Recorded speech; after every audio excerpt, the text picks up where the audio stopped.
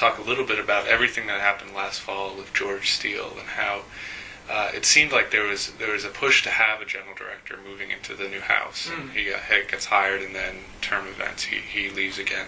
So how does that affect moving into the new house without a general director? Is it something that you're still trying to find? We're not without a general director. We have an interim general director in John Cody, who was a president and chairman of the board of the opera, and worked very closely with the staff in that capacity. And when Corin Stone left, he came in the position of acting or interim general director. And so when George left, he was very gracious in agreeing to do this. It's a gesture of great goodwill because it's not a paid position. He's doing this as a volunteer. And yet he's done a remarkable job in just keeping everyone morale and everything else and focused on everything that needs to be done to move into the new theater. So, no, I don't think that in any way are we floundering or feeling without a leader, because he's actually fulfilling that function.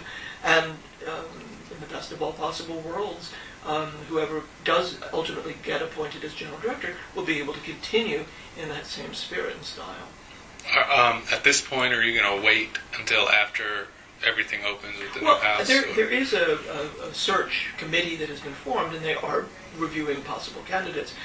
When that person will be identified and when they would possibly be announced, excuse me, is far beyond my meager abilities. My crystal ball is very specific, and I can look into it and I can see who will be able to sing what roles and direct what productions into the future. But as far as how long it will take to find the right person, it's more important to find the right person than to make an appointment immediately. We're not in a situation where without someone the company is going to be unable to function. We've functioned very well for an extremely long time with a general director and with an interim director. So it's not been a problem. We have a very, very strong senior staff who all know exactly what their responsibilities are and do them very well. And I think one of the